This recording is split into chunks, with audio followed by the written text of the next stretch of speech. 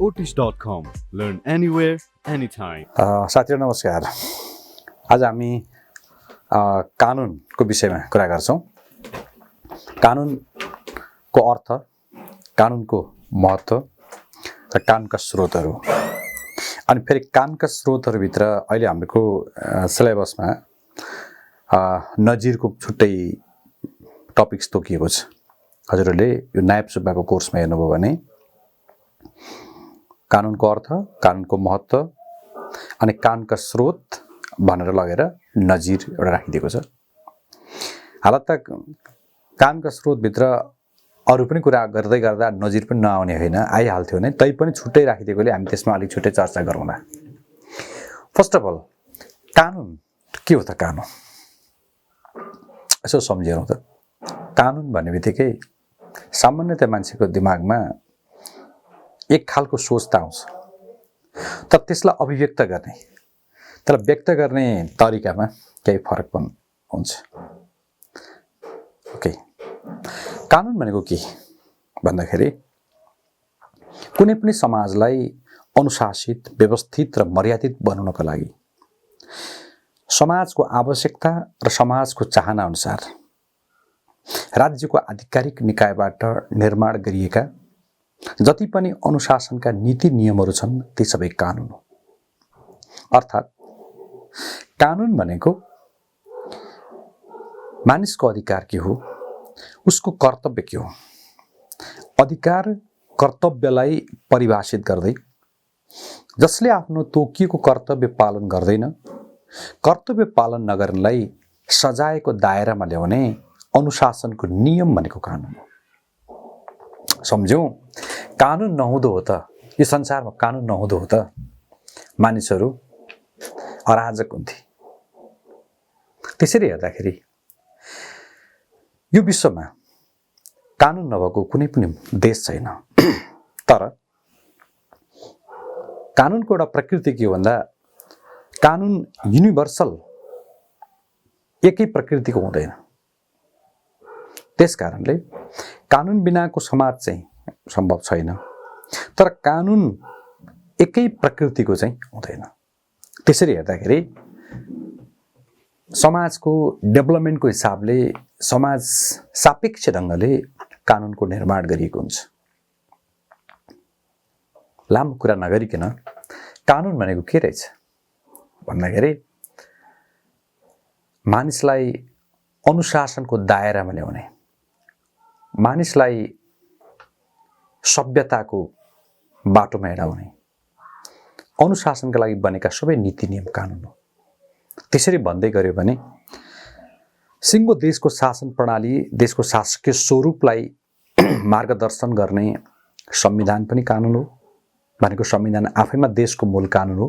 Fundamental law of the land भन्छौँ नि, हैन? देशको मूल कानुन संविधान हो। त्यही संविधानको आधारमा रहेर, संविधानको दायराभित्र रहेर विधायिकाले निर्माण गर्ने जति पनि ऐन, एक्ट भन्छौँ नि, एक्ट, ऐनहरू, त्यो पनि कानुन हो। त्यो ऐनलाई कार्यान्वयन गर्नका लागि जे जस्ता नियमहरू चाहिन्छन्, प्रक्रियाहरू चाहिन्छन्, कार्यविधिहरू चाहिन्छन्, त्यो प्रोसेस निर्धारण गर्ने राज्यका विभिन्न निकायले बनाउने नियमावलीहरू पनि कानुन हो। जस्तो धेरै जसो नियमावलीहरू हाम्रो सन्दर्भमा भन्दा नेपाल सरकार यानि कार्यकारिणीले बनाउँछ, तर सबै नियमावली कार्यपालिकाले मात्रै बनाउँदैन। न्यायपालिकाको लागि चाहिने आवश्यक नियमावली न्यायपालिकाले आफै बनाउँछ। हुन त न्यायपालिका कानुन निर्माण गर्ने संस्था होइन, तर विधायिकाले न्यायपालिकाको लागि आवश्यक पर्ने ऐन बनाएर त्यो ऐनलाई कार्यान्वयन गर्नका लागि आवश्यक पर्ने प्रक्रियाहरू चाहिँ स्वयं न्यायपालिकाले नै बनाउने अधिकार प्रत्यायोजन गरेको हुन्छ। त्यसकारण न्यायपालिकाले संसदबाट अथवा विधायिकाबाट प्रत्यायोजित अधिकार प्रयोग गरेर नियमावली बनाउँछ, त्यो पनि कानुन हो। विभिन्न संवैधानिकहरू मान्नुहोस्, अख्तियार, लोकसेवा, हैन, महालेखा परीक्षक, मानव अधिकार आयोग आदि भनौँ न, हामी 13वटा संवैधानिक संविधान तोकेको छ। ती तत्त संवैधान निकायहरूले आवश्यक पर्ने नियमावली आफै आफै बनाउँछन्, त्यो पनि कानुन हो। ओके, त्यसो भन्दै गर्दाखेरि कानुन भन्यो भने संविधान, ऐन, नियमावलीहरू, विभिन्न विनियमावली पनि भन्छ, बाई लज भन्छ, विनियमावली, त्यो पनि नियमावली जस्तै हो। त्यो विनियमावली पनि कानुन हो। विभिन्न निर्देशिकाहरू भन्छन्, ती पनि कानुन हो। भने कुनै विवाद समाधानको सिलसिलामा अदालतले मौजुदा कानुनको हैन विद्यमान अस्तित्वमा रहेका कानुनको व्याख्याको माध्यमबाट नजिर सिद्धान्तहरू प्रतिपादन गर्छ। त्यो न्यायपालिकाले प्रतिपादन गरेका नजिर सिद्धान्तहरू पनि कानुन हो। त्यति मात्र नभएर राज्य बीचका पारस्परिक अन्तर सम्बन्धलाई व्यवस्थापन गर्ने हिसाबले निर्माण गरिएका द्विपक्षीय एवं बहुपक्षीय अन्तर्राष्ट्रिय सन्धि सम्झौताहरू ती पनि कानुन हो। त्यसकारण कानुन भनेको चाहिँ बृहत कुरा रहेछ। ओके, अब भन्दै जाउँ, कुरा गर्दै जाउँ। त्यसो भने सरल अर्थमा भन्नुपर्दा कानुन भनेको के रहेछ भने कानुन भनेको समाजलाई अनुशासित, मर्यादित र व्यवस्थित तुल्याउँदै र स्वच्छ, सभ्य र सन्तुलित समाज निर्माण गर्नका लागि राज्यका विभिन्न निकायबाट निर्माण गरिएका समग्र अनुशासनका नीति नियमहरू भनेको कानुन हो। त्यो कानुन संविधान, ऐन, नियमावली, विनियमावली, निर्देशिका, अदालतका नजिर, अन्तर्राष्ट्रिय सन्धि सम्झौताहरू र व्यक्ति बीच आपसमा भएका वैधानिक प्रकृतिका कन्ट्र्याक्ट, करारहरू पनि कानुन हुन्छ। त्यसैले हामीले कानुन भन्यो भने के रहेछ भन्दाखेरि कानुन भनेर एकदम सरल अर्थ बुझ्नु पर्यो भने सरकारलाई होस् वा हामी व्यक्ति यानि कि नागरिकहरूलाई होस् अनुशासनमा राख्ने कडी हो। जोन अस्टिन भन्ने मान्छेले के भन्छन् भने ल इज द कमान्ड अफ सोभरेन, भनेको कानुन संप्रभुको आदेश। संप्रभु भनेको राज्यको सर्वोच्च सत्ता, सर्वोच्च शक्ति जे भन्नुस्, भनेको राज्यको आधिकारिक निकायबाट जुनै जे काम गर्न वा नगर्नका लागि निर्देश हुन्छ र गर्न वा नगर्नका लागि भनिएको कार्यको विरुद्ध कुनै गतिविधि, काम कारबाही हुन्छ भने त्यो अपराध अथवा त्यो दुष्कृति, त्यो गल्ती हुन जान्छ। त्यस्ता कुनै पनि गल्ती, कमजोरी, अपराधहरूलाई निरुत्साहित गर्नका लागि निर्माण गरिएका अनुशासनका नीति नियमहरू भनेको कानुन हो। एक प्रकारले प्रथा पनि कानुन जस्तै हो। ल इज फाउन्ड नट मेड भनेर 𝙬𝙃 एउटा जर्मन समाजशास्त्री हुन्। यसलाई हामी कानुनको कुरा गर्दाखेरि प्रिन्सिपलको कुरामा गयौँ भने स्कुल अफ थट भन्ने हुन्छ। तर धेरै कुरा नगरौँ, तपाईँलाई अलिअलि मात्रै भनेको मैले, जिस्ट मात्रै। कानुन सम्प्रदायहरू यानि कि school of thought. Natural school of थटले चाहिँ तर्क, विवेक, नैतिकता भन्ने कानुन भन्छ। हिस्टोरिकल स्कुल अफ थटले चाहिँ ल इज फाउन्ड नट मेड भनेको कानुन भनेको पत्ता लगाउने कुरा हो, बनाउनु पर्ने कुरा होइन। समाजमा जे चलिआएको छ नि, पहिलेदेखि चलिआएका प्रथा परम्पराहरू, त्यो आफैमा कानुन हो भन्छ। तर एनालिटिकल स्कुल अफ थट है, विश्लेषणात्मक कानुन सम्प्रदायले के भन्छ भने कानुन भनेको फिक्स हुनुपर्छ, कानुन निश्चित हुनुपर्छ। त्यसकारण यसलाई पोजिटिभ स्कुल अफ थट पनि भन्छौँ हामी। भनेको विधायिकाले निर्माण गरेका जुन अनुशासनका नियम छन् त्यो मात्रै कानुन हो, जो प्रष्ट लिखित रूपमा हुन्छ। त्यसरी कानुनलाई विविध ढङ्गले हेर्ने गरिएको हुन्छ। भनिन्छ society is changed faster than ल। सम्झिनुहोस्, कानुनले समाजलाई परिवर्तन गर्छ कि समाजले कानुन परिवर्तन गर्छ? यो आफैमा कहिलेकाहीँ दोहोरो अर्थ लाग्न सक्छ। कानुनको माध्यमबाट पनि समाज परिवर्तन नहुने होइन, कानुनले पनि समाजलाई परिवर्तन गर्न सक्छ। ट्रेडिसनल सोसाइटीलाई हामीले क्रमशः लको माध्यमबाट पनि सुधार गर्न सक्छौं। तर त्यो भन्दा पनि कानुन चाहिँ समाजले परिवर्तन गर्ने हो। समाजलाई कानुनले परिवर्तन गर्ने भन्दा पनि कानुनलाई समाजले परिवर्तन गर्ने हो। कसरी भने कानुन समाज सापेक्ष हुनुपर्छ। प्रत्येक समाज अनुकूल कानुन हुनुपर्छ। नेपालको कुरा गर्ने हो भने सम्झिनुस् न, कुनै बेला नेपालमा यस्तो थियो कि जातीयताको विभेद गर्नै पर्ने, जातीयताको विभेदलाई समाजले स्वीकारेको थियो। त्यतिखेर कानुन पनि कस्तो बनेको थियो भन्दाखेरि जातीय विभेदलाई पालन गरेन भने चाहिँ सजाय हुन्थ्यो। तर ठिक त्यसको उल्टो अहिले समाज बदलियो, समाज परिवर्तन भयो। अनि अहिले कानुन के भयो? लेटेस्ट एक्जिस्टेन्स ल के छ भन्दाखेरि समाजले कानुनलाई बदल्नुपर्छ भन्ने हिसाबले कानुन पनि समाज सापेक्ष ढङ्गले बदलिएको छ। समाज अनुकूलको कानुन निर्माण भएको अवस्था छ।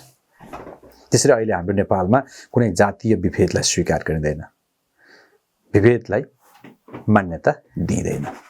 यसरी हेर्दाखेरि कानुन भनेको, अब यहाँलाई मैले छोटो कुरा गर्दाखेरि कानुन भनेको चाहिँ युनिभर्सल्ली एप्लिकेसन हुने एउटै कानुन चाहिँ हुँदैन। तर पनि कानुन भनेको हरेक समाजमा आवश्यक छ। राज्यको उत्पत्तिदेखि नै कानुनको उत्पत्ति भएको हो र राज्यको अस्तित्व रहेसम्म कानुन पनि अस्तित्वमा रहिरहन्छ। तर समाजको एउटा भ्यालुमा आएको चेन्ज सँगसँगै कानुनमा पनि चेन्ज हुन्छ। त्यसैले society is changed faster than ल भनेर भन्ने गरिन्छ, त्यसरी बुझ्ने गरिन्छ। यसरी हेर्दाखेरि कानुन भनेको रहेछ एउटा राइट, ड्युटी तोक्ने र जसले ड्युटी उल्लङ्घन गर्छ त्यसलाई पनिसमेन्टको व्यवस्था गर्ने अनुशासनको नियम भनेको कानुन हो। यसो भनेपछि कानुनलाई हामीले सरल तरिकाले बुझ्दाखेरि कानुन भनेको समाज सापेक्ष रहेछ, एउटा राज्यको शासन सञ्चालन गर्ने एउटा इन्स्ट्रुमेन्ट रहेछ, यो शासनको सञ्चालनको एउटा औजार रहेछ। र कानुन कस्तो हुने भन्ने कुरा चाहिँ सोसाइटीको अपेक्षामा निर्भर गर्छ, सोसाइटीको भ्यालुमा निर्भर गर्छ। त्यसैले यो भ्यालु समाजको मूल्य मान्यता अनुसार कानुन पनि समय सापेक्ष परिमार्जन परिवर्तन हुँदै जाने कुरा रहेछ। त्यसैले हामीले कानुनको सामान्य अर्थमा के भन्यो भने कानुन भनेको राज्यको एउटा आधिकारिक निकायबाट कुनै काम गर्न वा कुनै काम नगर्नका लागि निर्देश गर्ने समग्र अनुशासनका नीति नियम कानुन हो। यो स्ट्याटिक हुँदैन, सोसाइटीको परिवर्तन सँगसँगै कानुन पनि समय सापेक्ष ढङ्गले परिमार्जन परिवर्तन हुँदै जाने गर्छ। त्यसैले कानुन भनेको अधिकार र दायित्वलाई निर्धारण गर्ने, जसले दायित्व पालन गर्दैन उसलाई पनिसमेन्टको दायरामा ल्याउने अनुशासनको नियम कानुन हो। अब कानुनको अर्थ सामान्य यति भनिसकेपछि हामीले कानुनको महत्त्व, कानुन किन, यसको इम्पोर्टेन्स, हाम्रो कानुनको अर्थ र महत्त्व हाम्रो सिलेबसले भनेको छ। कानुनको महत्त्व किन छ, कानुन किन महत्त्व छ? तपाईले कानुनको आवश्यकता भने पनि, कानुनको महत्त्व भने पनि हैन, जसरी सोधिए पनि लेख्ने खासै फरक छैन। कानुनको महत्त्व किन तपाई जति भन्न सक्नुहुन्छ, तर यसरी सोच्नुहोस्, व्यक्तिलाई किन कानुन चाहिन्छ, समाजलाई किन कानुन चाहिन्छ, राज्यलाई कानुन किन चाहिन्छ, शासन व्यवस्थाको लागि किन कानुन चाहिन्छ, एउटा अन्तर्राष्ट्रिय परिवेशबाट किन कानुन चाहिन्छ। सम्झिनुहोस्, व्यक्तिबाट एउटा समाज, त्यहाँ शासन व्यवस्था, देशको शासन व्यवस्था यानि कि सरकार शासन चलाउने कुरा, एउटा अन्तर्राष्ट्रिय कम्युनिटीको हिसाबले किन चाहनु चाहिन्छ। ती 4-5वटा एंगलबाट तपाईले सोच्नुभयो भने प्रत्येक एंगलबाट एक दुईटा कुरा निकाल्ने बित्तिकै तपाईको कानुनको महत्त्व स्पष्ट हुन्छ। जस्तो राज्य बीचको अन्तर्राष्ट्रिय कूटनीतिक सम्बन्ध अभिवृद्धि गर्न पनि कानुनको महत्त्व छ। समाजमा शान्ति सुरक्षा कायम गर्न कानुन आवश्यक छ, यसको महत्त्व यहाँ छ। समाजमा हुन सक्ने अपराधलाई निरुत्साहित गर्दै भएका अपराधलाई दण्डित गरेर कानुनको शासन कायम गर्न कानुनको महत्त्व छ। त्यसैगरी एउटा व्यक्तिको आफ्नो व्यक्तित्व विकास, उसको व्यक्तित्व विकासको लागि पनि कानुनको आवश्यकता छ। मानिसका मौलिक अधिकार मानव अधिकारहरूको संरक्षण सम्वर्धन गर्नका लागि पनि कानुनको महत्त्व छ अथवा आवश्यकता छ। त्यसैगरी लोकतन्त्रको संस्थागत विकास र सुदृढीकरण गर्न पनि कानुन महत्त्व छ। त्यसैगरी सरकारलाई अनुशासित बनाउन, सरकारका काम कारबाहीलाई पारदर्शी र जिम्मेवार बनाई जनउत्तरदायी शासन व्यवस्था कायम गर्न यसको महत्त्व छ। सार्वजनिक सेवा प्रवाहलाई प्रभावकारी र भरपर्दो विश्वसनीय बनाई मुलुकमा सुशासन अभिवृद्धि गर्न कानुनको महत्त्व छ। त्यसरी हेर्ने हो भने कानुनको महत्त्व किन रहेछ भन्दाखेरि मौलिक अधिकार र मानव अधिकारको संरक्षण गर्न, व्यक्तिको व्यक्तित्व विकासको अवसरलाई सुनिश्चित गर्न, राज्य बीचको अन्तर्राष्ट्रिय कूटनीतिक सम्बन्धलाई अभिवृद्धि गर्न, राज्य बीच पारस्परिक सम्बन्ध अभिवृद्धि गर्न, मुलुकको सार्वभौम सत्ता, अखण्डता र स्वाधीनतालाई संरक्षण एवं सम्वर्धन गर्न, लोकतन्त्रको संस्थागत विकास र सुदृढीकरण गर्न, समाजमा हुन सक्ने सामाजिक अपराधहरूलाई निरुत्साहित गरी समाजमा शान्ति सुव्यवस्था कायम गर्दै कानुनको शासन कायम गर्न, दण्डहीनताको अन्त्य गर्न, यसैगरी विकास निर्माणलाई गतिशीलता प्रदान गर्न, राज्यको काम कारबाहीमा पारदर्शिता र जवाबदेहिता अभिवृद्धि गर्दै जनउत्तरदायी शासन प्रणाली कायम गर्न, कमजोर वर्गको हित अभिवृद्धिका लागि संरक्षणात्मक उपायहरू अवलम्बन गरी सकारात्मक विभेद अथवा आरक्षण प्रणालीको माध्यमबाट समतामूलक समाज कायम गर्न, सामाजिक सुरक्षा एवं सामाजिक न्यायको प्रवर्धन गर्न र मानिसको आचरण, मानिसको व्यवहार, मानिसको सोच कार्यशैलीलाई परिवर्तन गर्न, सिङ्गो समाजलाई परिवर्तन गरी समाजलाई एउटा सभ्य र समुन्नत समृद्ध समाज निर्माण गर्न, असल सभ्य र समाज निर्माण गरी लोकतान्त्रिक शासन व्यवस्था, कानुनको शासन, संविधानवाद जस्ता शासन व्यवस्थाका जुन सिद्धान्त र उद्देश्यहरू छन् त्यसको परिपूर्ति गर्न कानुनको महत्त्व छ।